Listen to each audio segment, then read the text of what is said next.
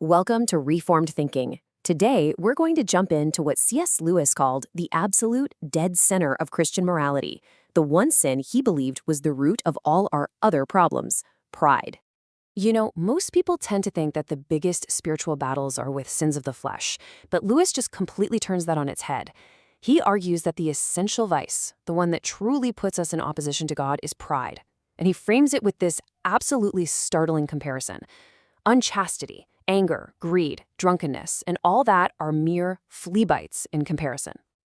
Right. He's basically drawing a line in the sand. He's making it crystal clear that pride isn't just another sin you can put on a list, it's in a category all by itself. And this isn't some new idea he cooked up. He's standing on the shoulders of Christian teachers throughout history who have always said this is the essential vice, the utmost evil. And Lewis takes it even further. He says pride is the actual origin point for all other vices. It was through pride, he argues, that the devil became the devil. He calls it the complete anti-God state of mind. And what a chilling description that is. This isn't just about bending a rule. It's about your entire being set against God himself. Lewis calls pride a purely spiritual vice. What he means is that it doesn't bubble up from our animal nature, but, and I'm quoting him here, it comes direct from hell. This leads him to a pretty stark diagnosis. He calls it spiritual cancer. And that's such a fitting term, isn't it? Because just like a cancer, it eats up the very possibility of love or contentment or even common sense. And that whole idea of pride being a spiritual vice is just so key. You know, sins like lust or gluttony, they appeal to our appetites. They're pretty obvious. Pride, on the other hand, is way more subtle, and because of that, it's far, far more deadly. And what really sets it apart from everything else is its competitive nature. Okay, so let's get to the absolute heart of Lewis's argument here. What makes pride so uniquely destructive? It's that it is fundamentally competitive. As he puts it, pride gets no pleasure out of just having something, only out of having more of it than the next person. The whole joy is in the comparison, in the gap. Exactly. A person isn't proud of just being clever. They're proud of being cleverer than someone else. That's what makes it essentially competitive. Other vices, like greed or lust, well, they're only competitive by accident. I mean, two guys might compete for the same girl, sure, but the competition isn't built into the DNA of the sin itself. So here's the real test of that idea.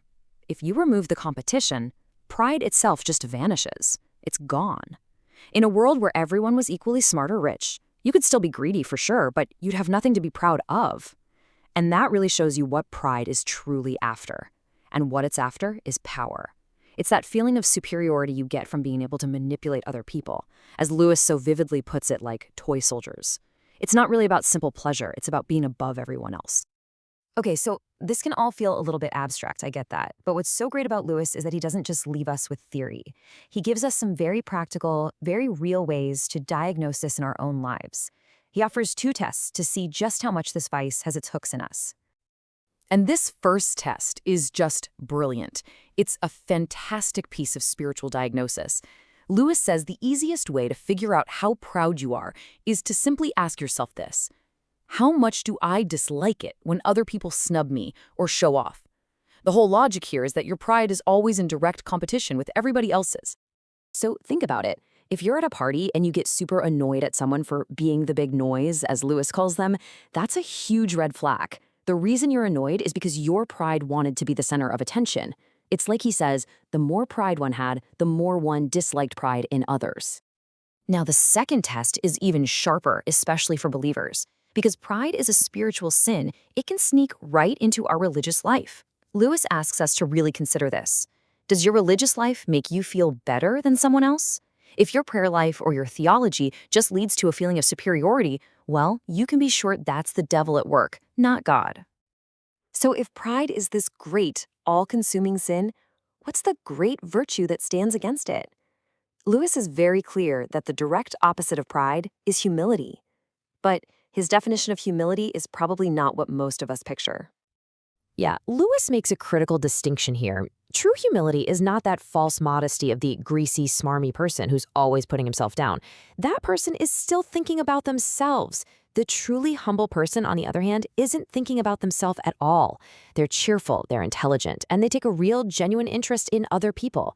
It's all about self-forgetfulness, not self-hatred. Okay, so how do we actually acquire this kind of humility? Lewis says the very first step is also the biggest one. You have to realize that you are proud. He's emphatic that until you take this step, nothing else you try is going to work. It's the absolute non-negotiable starting point. And this leads us to Lewis's final, challenging paradox. Pride is the one sin we are most blind to in ourselves, even while we can't stand it in others. He leaves us with this incredible statement. If you think you are not conceited, it means you are very conceited indeed. So if your first reaction to all of this is to think, well, this isn't really a problem for me, Lewis would say that's the clearest evidence that it is. And that's a pretty sobering thought that calls for some really honest self-examination.